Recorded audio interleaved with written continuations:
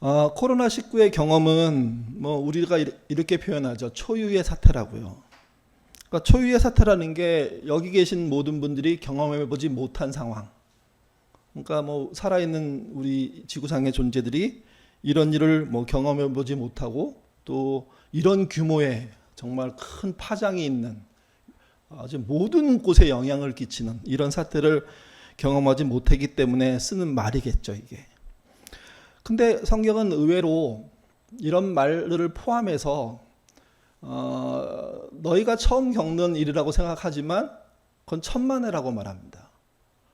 그러니까 이제 현재 벌어지는 일이 우리는 정말 절실하고 현장의 일이기 때문에 나의 생계와 가족관계 또 모든 관계에 영향을 끼치기 때문에 어마어마하게 크게 보지만 근데 성경은 그게 과거에 있었던 일이라는 거죠.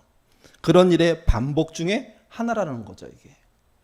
그런 표현이 전도서에 많이 나옵니다. 하나 보시면요. 전도서 1장 9절 말씀.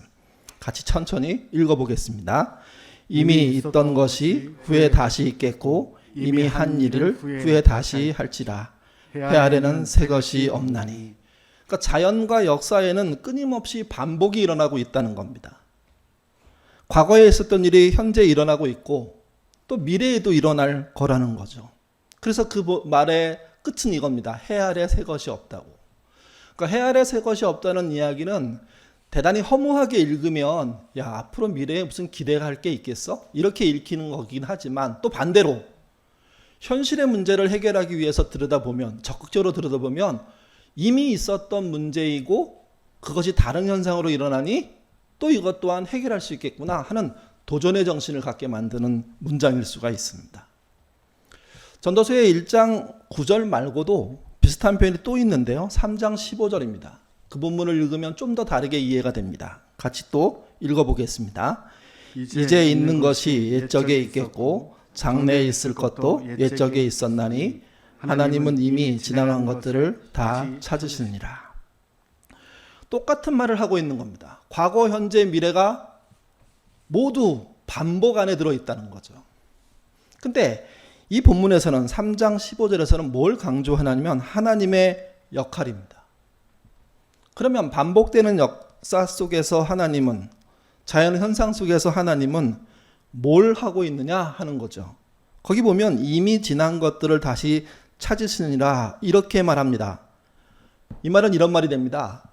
사람들은 지나간 세월을 헛되다고 얘기할 수 있을지 모르겠지만 하나님은 헛되게 지나가게 보이는 그 세상을 여전히 챙기고 있다는 거죠. 그러니까 찾으신다는 표현이 중요합니다. 주목한다는 표현이에요.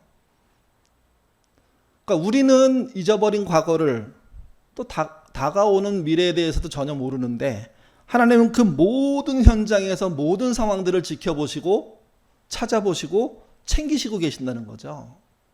우리식으로 표현하면 다 하나님의 손 안에 있습니다.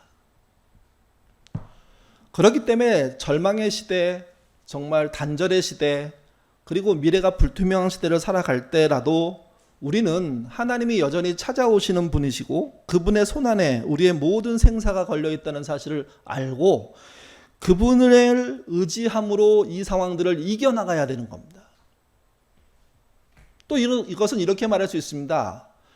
평화롭고 별 문제 없을 때보다 지금이 하나님을 더 만나기 쉬운 때이고 이때 하나님을 만났을 때 편안한 시대가 오더라도 더 우리의 신앙을 유지할 수 있다는 거죠, 이게. 여러분이 선한 의도를 가지고 애쓰신다면 무의로 사라지지 않을 겁니다. 코로나의 힘겨운 일상 속에서 소망을 잃지 말고 하루하루 믿음으로 견디신다면 그 믿음의 결과가 나올 겁니다. 그걸 믿으셔야 됩니다. 그런 차원에서 하나님 말씀은요, 변치 않는 하나님을 알려주는 말씀입니다. 성경은 그런 책입니다. 성경은 66권으로 되어 있죠. 여러분 성경 중에 선호하는 책 있습니까? 난 이 책이 참 마음에 들어. 이 책은 마음에 안 들어. 그게 있을 수 있죠. 뭐 어떤 분은 마음에 안 드는 건 없고 유독 어느 부분을 좋아할 수도 있겠죠, 이게. 그러니까 이제 성경에 대한 선호도나 또는 이걸 좀 다르게 말하면 성경에 대한 편식, 어느 한쪽을 일방적으로 많이 받아들이는 식. 성경이 균형 있게 모든 게 필요하다고 생각하고 모든 것을 섭렵하려고 편식 없이 먹으려고 해야 되는데, 우리가 사람인지라 음식에 대한 편식이 있는 것처럼, 사람에 대한 편견이 있는 것처럼 성경에 대한 편식, 편견도 있습니다. 근데 이 역사가 굉장히 오래돼 있어요, 이게요. 가장 대표적인 편견을 하나 말씀드리면 이런 겁니다. 기독교인들 중에는요, 하나님의 은혜 또는 믿음으로 구원받는다는 것을 좋아하는 사람들이 많습니다. 그런 경우에 그들이 위로받고 힘을 얻는 성경은 대부분 어디냐면 로마서하고 갈라디아서입니다. 반대로 책임지는 삶, 말씀을 실천하는 삶, 행동하는 믿음을 강조하는 책에 대해서는 싫어하는 반응들이 일어나죠, 이게. 그런 경우 대부분 야고보서를 별로 좋아하지 않습니다. 물론 그 내용과 상관없이 레위기를 싫어하는 분들이 많죠. 이유는 딱 한 가지, 졸려서. 뭔 얘기인지 하나도 모르겠어서. 그거는 뭐 어쩔 수 없는 우리의 어떤 뭐 반응이라고 한다면, 로마서, 갈라디아서와 야고보서를 구분하는 것은 신앙의 엄청난 스타일의 문제입니다. 그 사람이 어떤 신앙을 가질까, 어떻게 행동하고 살까를 보여주는 어떤 차이라고 할 수가 있습니다, 이게. 근데 야고보서 그리고 로마서, 갈라디아서 중에 뭘 더 편식하고 있느냐를 이렇게 들여다봤을 때, 이 역사는 짧은 역사가 아니고요, 꽤 오래된 역사예요. 그리고 우리들 안에는 로마서와 갈라디아서가 주는 위안과 소망과 구원에 대한 그런 힘들이 훨씬 더 많이 작동하기 때문에 야고보서를 밀어내는 일들을 실제 하고 있는 거죠, 이게. 그 역사를 이렇게 살펴보면 이렇습니다. 아마도 야고보서를 등한시하고 로마서와 갈라디아서를 이렇게 더 많이 읽게 된 첫 번째 이유는 교회 개혁가들, 보통 우리가 종교 개혁가들이라고 말하죠. 그들의 사고 때문에, 그들의 의식 때문에 그런 것 같습니다. 종교 개혁가들, 교회 개혁가들은요, 바울을 매우 중요하게 생각합니다. 왜 그랬냐면 믿음으로 구원받는다는 이신칭의를 그의 말로부터 찾아냈기 때문에 그렇습니다. 그래서 로마서와 갈라디아서가 그들에게 중요했던 거죠. 그런데 그에 반해서 야고보서는 믿음이 아닌 행함을 강조합니다. 실천을 강조합니다. 심지어 실천하지 않는 믿음은 죽었다, 이렇게까지 말하는 거죠. 마틴 루터는 이 부분을 명쾌하게 설명하고 싶었던 것 같습니다. 그래서 이런 식의 설명을 동원합니다. 성경 전체를요, 말구유로 봅니다. 그러니까 예수님이 탄생하실 때 사용했던 말구유, 뭐 그거 얘기하는 거죠. 그리고 바닥에 지푸라기를 깔죠. 그리고 그 위에 강보, 천을 깝니다. 그리고 아기 예수님이 누워 있습니다. 요 그림을 놓고 루터는 이렇게 말합니다. 성경에서 예수님처럼 귀한 책은 로마서와 갈라디아서라는 겁니다. 그에 비해서 지푸라기 같은 책은 야고보서라는 거죠. 여러분 화면에 보시면 이게 영화에 나오는 한 장면인데, 예수님 탄생하고 난 다음에 말구 위에 이렇게 누워 있는 장면이에요. 그 옆에 지푸라기가 야고보서라는 거예요. 그 중심이 로마서와 갈라디아서라는 거죠. 또 마틴 루터는 우리가 갖고 있는 성경 이렇게 순서대로를 하지 않고요, 자기식의 성경 순서를 갖고 있었는데, 그 맨 끝이 뭔지 아십니까? 요한계시록이 아니에요. 야고보서예요. 그러니까 마틴 루터와 그와 함께하는 종교개혁자들, 교회개혁자들은 야고보서를 완전히 등한시하는, 이거는 성경 중에 가장 끄트머리에 있는 책이다, 지푸라기다, 이렇게 얘기했고, 그들의 정신을 이어받고 있는 우리들은, 그의 후예들이 되겠죠, 이 사실을 그대로 편견 없이 받아들인 거죠. 근데 그게 편견이 된 겁니다, 이게. 그래서 로마서와 갈라디아서보다 야고보서를 좋지 않게 생각하는, 읽지 않는 그런 일들이 벌어진 거죠, 이게.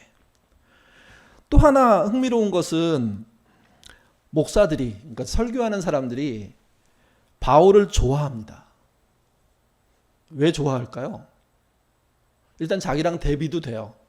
자기 사역이 바울과 같다고 얘기하면 굉장히 능동적이고 확장적이잖아요, 이게. 그것 말고 또 좋아하는 이유가 있는데, 여러분, 믿음을 강조하고 구원을 강조하는 설교가 신납니다. 재밌습니다. 반응도 아주 좋습니다. 근데 여러분, 행함을 강조하고 실천을 강조하면 청중들의 반응, 본인의 반응이 어떻습니까? 떨어지게 돼 있습니다. 그러니까 행함을 강조하고 실천을 강조할수록 교회 분위기는요, 무거워져요. 가볍지가 않아요. 그래서 강단에 서는 사람의 입장에서, 교우를 만나는 입장에서 격려도 해야 되고 위로도 줘야 되고 소망도 일으켜야 되는데 행함을 강조하다 보니까 그게 안 되는 거죠.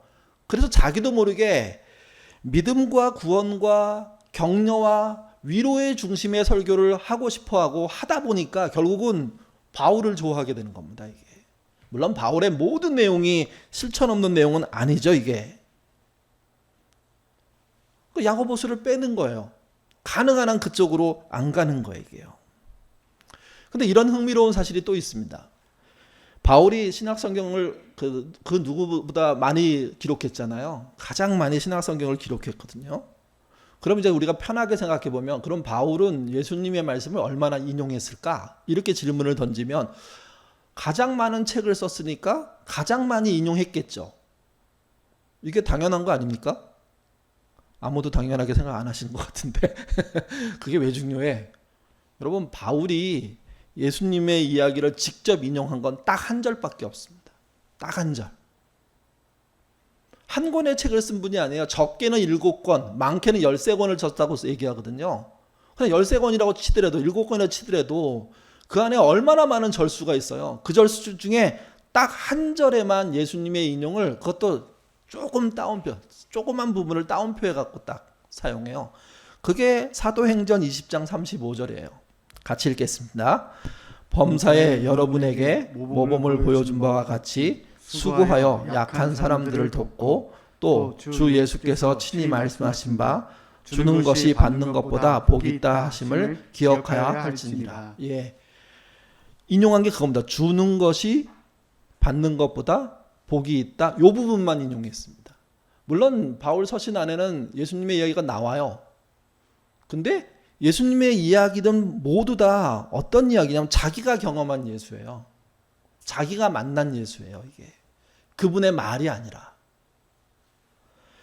그에 비해서 야고보서는 절수로 따지면 108구절이거든요. 구절 중에 24구절이 예수님의 이야기예요. 예수님이 하신 말씀이에요. 22%가 그거예요. 22%가. 그러니까 성경으로 따지면 예수님을 더 의존하고 있고 그의 정신을 충성스럽게 반영하려고 애쓰는 사람이 누굴까? 야고보일 수밖에 없어요. 이게. 그러니까 야고보는 심지어 인용 부호를 사용하지 않을 정도로 친밀하게 예수님 말씀을 써요. 여러분, 이 일은 웬만큼 이렇게 숙지되지 않으면, 익숙하게 자기 삶 속에 살아내지 못했으면 쓸 수 없다는 의미예요. 의미 자체가. 누가 이렇게 말할 때 그게 아니라 그렇게 말한 삶을 살면서 쓰는 거죠. 그러니까 예수의 이야기를 쓰면서도, 그분이 하신 말씀을 쓰면서도 자기 이야기로 쓸 수 있는 정도까지 자란 사람, 커진 사람, 그게 누구냐? 그게 야고보라는 거예요. 이게요. 세 번째는, 우리도 야고보를 별로 좋아하지 않습니다. 목사들만 좋아하지 않는 게 아니고요. 예. 왜 싫어할까? 이유가 있어요. 이게 설교를 통해서, 성경을 읽은 것을 통해서 이제 드러나는데, 야고보가 예수님의 형제잖아요. 성경에 예수님의 형제들에 대한 표현들이 있어요. 그 표현이 부정적이에요. 근데 심지어 곡해까지 해요. 우리가 같이 한번 보시죠. 요한복음 7장 1절에서 5절입니다. 읽겠습니다. 그 후에 예수께서 갈릴리에서 다니시고 유대에서 다니러, 유대인들이 죽이려 함이로라. 유대인의 명절인 초막절이 가까운지라. 그 형제들이 예수께 이르되 당신이 행하는 일을 제자들도 보게 여기를 떠나 유대로 가소서. 스스로 나타나기를 구하면서 묻혀서 일하는 사람이 없나니 이 일을 행하려 하거든 자신을 세상에 나타내소서. 이는 그 형제들까지도 예수를 믿지 아니함이라. 예수의 형제들 입장에서 형인 예수에게 뭔가 조언을 하는 식의 이야기입니다. 그래서 그 3절에 보면 형제들이 이렇게 표현되어 있고 그 다음에 5절에 보면 형제들까지도 이렇게 표현되어 있습니다. 그러니까 앞에 이야기는 형제들이 한 말이에요. 정말 형님의 생각과 사고가 정말 알려지기를 원한다면 더 세상 바깥으로 나가셔야 되는 겁니다. 우리 동네에 있을 문제가 아니라. 그렇게 해석할 수 있습니다. 읽힙니다. 근데 그 이유가 뭐냐를 얘기했을 때 그 이유를 5절이 말해주거든요. 이는 그 형제들까지도 예수를 믿지 아니함이라. 문제는 이거예요. 이 형제들까지도라는 이 말을 우리의 마음속에는 어떻게 읽고 있냐면 형제들이라고 읽고 있습니다.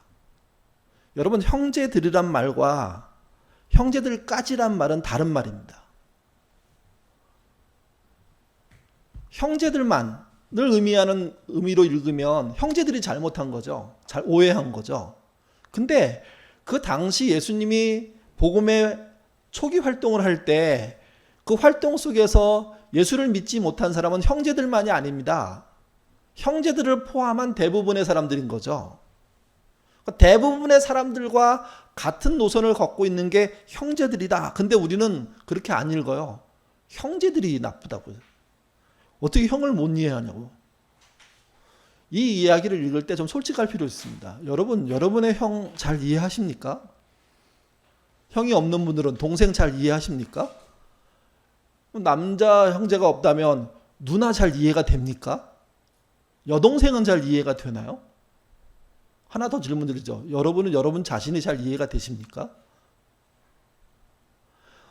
우리가 누군가를 이해하고 적극적으로 받아들이는 데는요, 충분한 시간이 필요한 거예요. 그럼에도 불구하고 형제이기 때문에 함께하지 못했다는 것을 우리는 너무 쉽게 비난합니다. 근데 여러분, 형제가 제일 못 믿는 사람이 될 수 있습니다. 목사의 아들이 가장 믿음이 나빠질 수 있는 것처럼. 왜? 목사로 활동하는 모습을 계속 지켜보면서 생기는 의문들이 쌓이고 쌓이니까 교회에 대해서, 목사에 대해서, 신자들에 대해서, 교인에 대해서 부정적인 마음을 더 많이 가질 수 있는 사람이 누구냐? 따져보면요, 교회 중심에 있는 사람의 지인들이에요. 그러니까 형제들도 안 믿을 수 있는 거예요. 근데 왜 우리는 형제들이 안 믿었다는 이유 때문에 막 분노하고 그들을 이유 없이 밀쳐냅니까? 물론 이 구절만이 그런 얘기를 해주진 않습니다. 하나 더 있습니다. 마가복음 3장 20절에서 21절. 이건 더 심한 이야기인데요. 같이 읽어보죠. 집에 들어가시니 우리가 다시 모임으로 식사할 겨를도 없는지라. 예수의 친족들이 듣고 그들을 불들여 나오니 이는 그가 미쳤다 함이러라. 예, 친족들이라는 표현. 이제 형제보다 더 넓어졌습니다. 그러니까 여기서 친족은 누구일까? 사실은 이 부분은요, 오역의 문제입니다. 오역. 번역을 잘못한 거예요. 그러니까 이게 친족이 아니라 원래의 뜻은 지지자예요. 지지자. 그러니까 예수의 지지자들이 생겼는데 그 안에 친족들도 들어갈 수 있겠죠.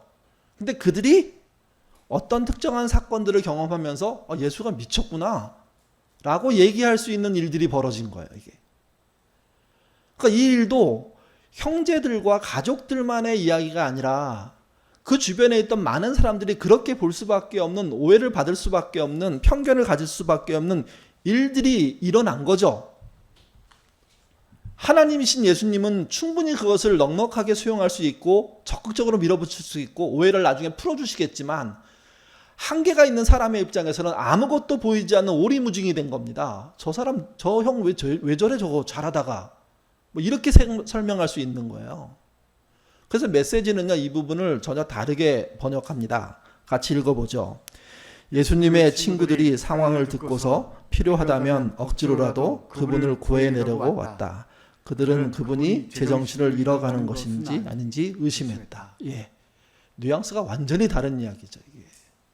근데 우리는 이런 두 가지 이야기를 섞어가지고 예수님의 형제인 야고보가 쓴 책이 그렇게 중요한 책은 아닐 거다 하는 편견으로 오해해버리는 거죠. 이게.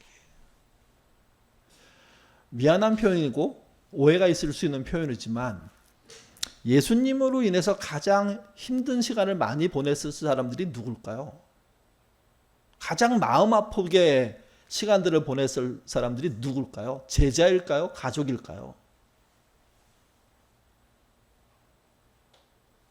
그런 차원에서 들여다보면 우리가 갖고 있는 야고보에 대한 편견은 참 잘못된 겁니다. 이게. 마지막으로 야고보서와 관련돼서 하나 더 알아볼게. 바르게 알아야 될 게 하나 있는데, 우리는 초대교회에서 중요한 인물이 바울이라고 생각해요. 바울이 많은 책을 썼으니까, 많은 활동을 했으니까.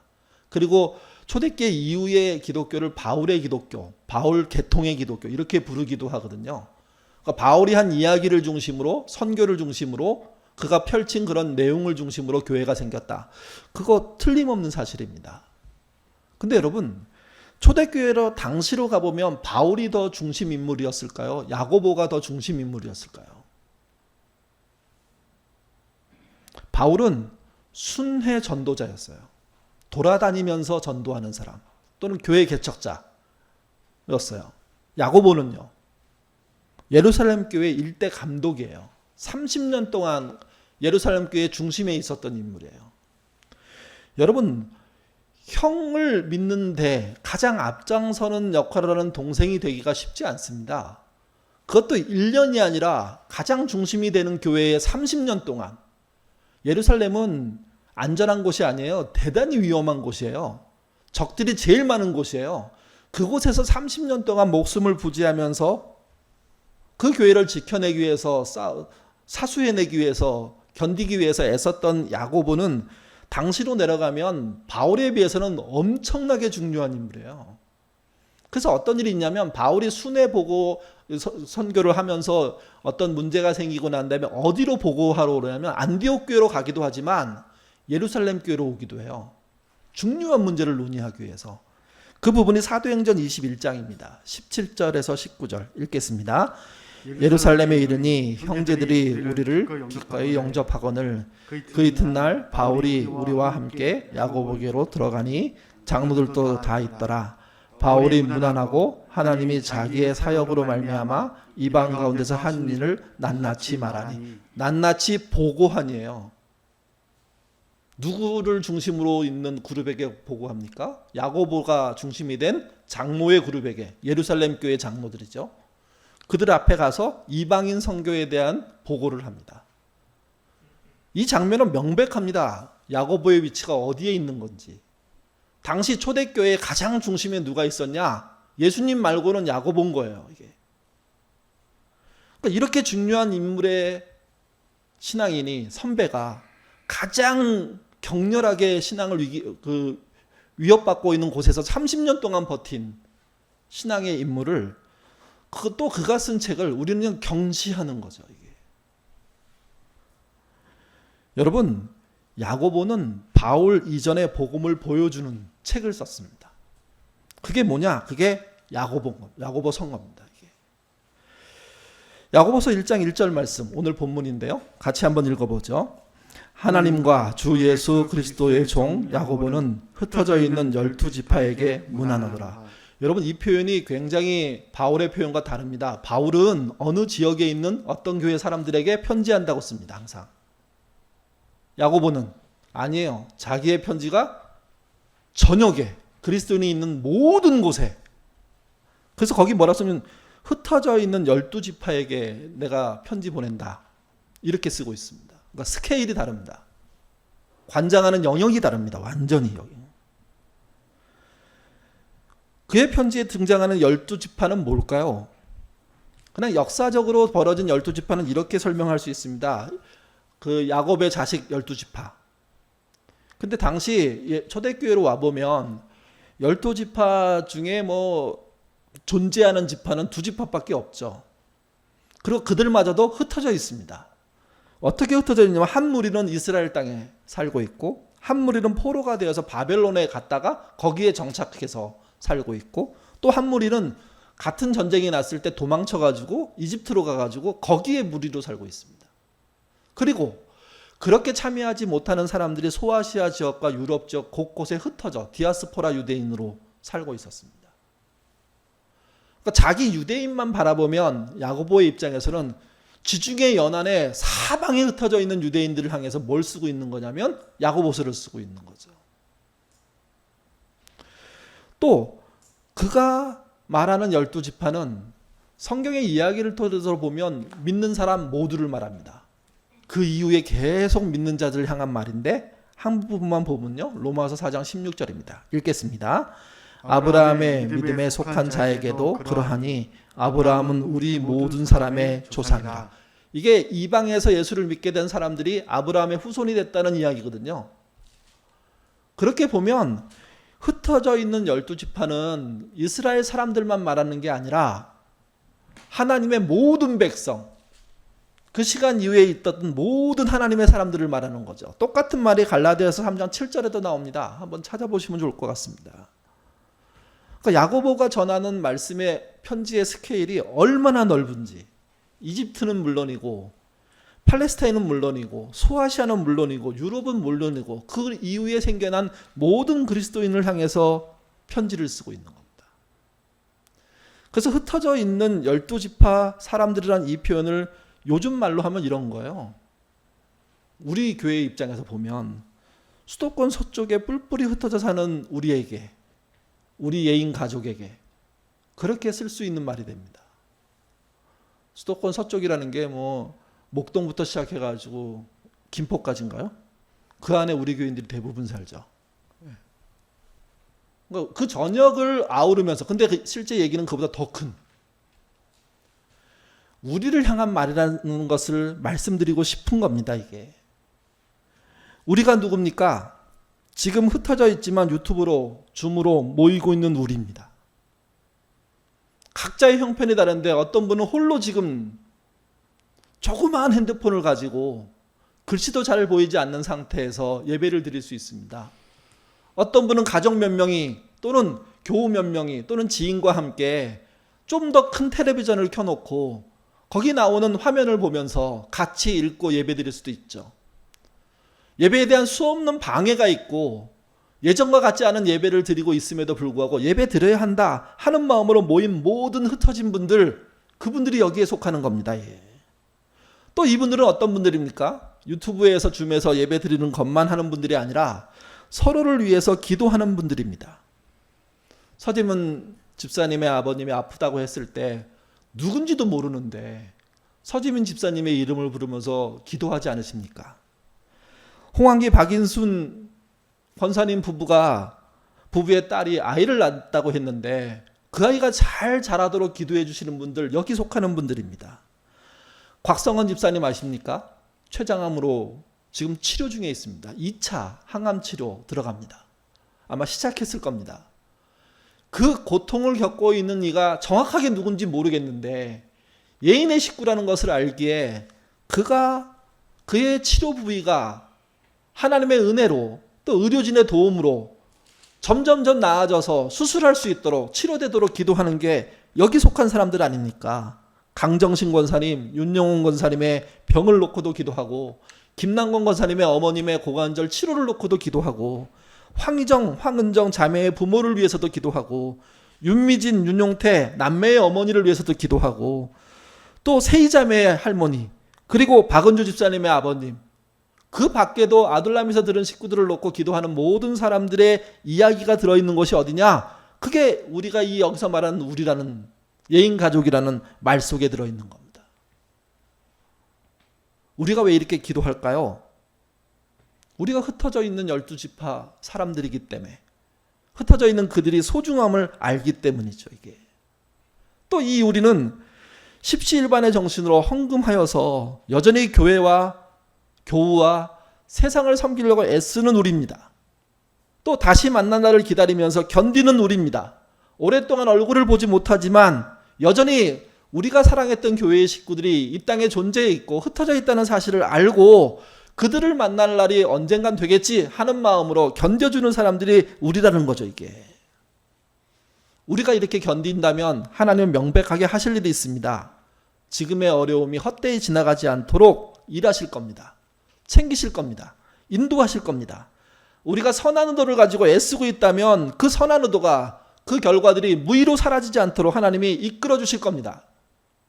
우리가 실천하기 위해서 더 애쓴다면 그 실천의 결과로 그 사람만 좋아지는 게 아니라 세상이 밝아지는 일에 쓰시는 그 역사를 보여주실 겁니다. 그 힘으로 견디셔야 됩니다.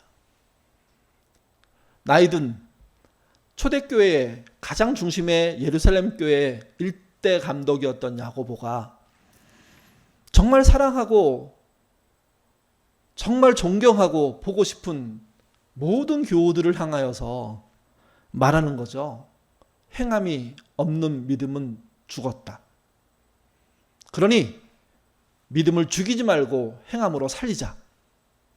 그 이야기를 야고보서에서 했다는 것은 그 당시 그만큼 그 행함이 중요했기 때문이죠. 지금도 중요합니다. 지금도 믿음으로 구원받고 하나님의 위로와 능력 속에 사는 게 당연한 일이지만 한 걸음 더 나가서 믿음으로 구원받는 걸 넘어서 행함으로 믿음을 실천하고 보여주는 삶을 산다면 그게 대안인 거죠. 여러분, 민주적인 교회 대안이라고 말하지만 이때 대안의 핵심은 그거예요. 실천입니다. 제도만 그럴싸하게 만든 교회가 되면 아무것도 아닙니다. 그 제도를 통해서 진짜 능동적으로 건강한 건전한 공동체를 세우고 서로 돕고 특별히 가난한 자가 교회에서 없게 되도록 일하고 또 세상을 향해서도 가난한 자를 섬겨나가며 정의를 세우는 교회가 된다면 그게 흩어져 있는 12지파의 실체이고 수도권 서쪽에 뿔뿔이 흩어져 있는 예인교회의 실체가 되는 거죠. 여러분은 진정으로 흩어진 12지파의 일원입니다. 그렇다면 행함으로 이끄는 야고보서를 눈여겨보시는 한 주간 되시기를 바랍니다. 그리고 선한 의지를 가지고 여러분이 해야 될 일을 묵묵히 해나가신다면 정말 기도의 응답이 있어야 한다는 마음으로 아직 얼굴을 덜 익힌 사람임에도 불구하고 그들이 내놓은 기도 제목을 놓고 기도하신다면 그러면 세상은 밝아질 겁니다. 교회는 건강해질 겁니다. 그리고 우리는 그들이 변하고 새롭게 세워지는 역사를 통해서 행복해질 겁니다. 더불어 잊지 마십시오. 우리들 안에는 여러분을 놓고 아프지 않아도 기도 제목이 올라오지 않아도 기도하고 있는 사람들이 있습니다. 누군가 널 위해 기도한다고 했는데 실제 그 일은 예외 없이 진행되고 있습니다. 그러니 홀로 있다고 생각하지 마시고 흩어져 있는 공동체를 생각하시고 그 공동체 안의 일원으로서 여러분도 서로를 놓고 기도해 주시는 그런 삶 사시기를 바랍니다. 우리가 언제 다시 얼굴을 모두 모여서 보게 될 날이 있을 것인데 그때 아마 우리가 이렇게 노력해서 여기까지 왔지 하는 위로가 있을 것입니다. 그런 은혜 속에 한 주간 사시기를 주님의 이름으로 부탁드립니다. 기도하겠습니다. 초대교회 가장 중심에 있었던 감독이었던 야고보가 전 세계에 흩어져 살고 있는 그리스도인들에게 편지를 보냅니다. 이 편지 말 한마디 한마디가 그들에겐 위로였고 삶의 방향이었습니다. 우리도 뿔뿔이 흩어져 수도권 서쪽에 살고 있습니다. 우리 예인의 식구들이 흩어져 있지만 하나님의 말씀을 통해서 위로받게 하시고 예배를 통해서 하나 되게 하시며 더불어 기도를 통해서 서로의 삶들이 공유되고 서로의 소원들이 이루어지는 역사가 일어나는 공동체 되도록 도와주옵소서. 어디 있든 우리는 한 점과 같은 존재로 개인이 존재하지만 그러나 교회로서 연결되어 있다는 사실을 잊지 않게 하시고 교회의 일원으로서 신자의 한 명으로서 자신의 삶을 잘 감당해내도록 도와주옵소서. 특별히 우리들 안에 어려움 당하는 사람들이 있습니다. 주님, 그들을 내버려 두지 마시고 깊숙이 그들의 삶 속에 들어가 주시고 그들이 지금의 상황을 잘 견디고 이기도록 함께 해 주시며 우리 또한 그 일에 참여하는 은혜 있도록 이끌어 주옵소서. 하나님은 성실하게 일하려고 애쓰는 모든 사람들의 일을 이루시고 싶어 하십니다. 챙겨주시는 하나님에 대한 그 은혜를 잊지 않게 하시고 그 하나님이 우리와 함께 있음을 놓치지 않는 신앙인 되도록 흩어져 있지만 그래서 하나 되는 교회 되도록 인도하여 주옵소서. 감사하며 예수님 이름으로 기도드립니다. 아멘.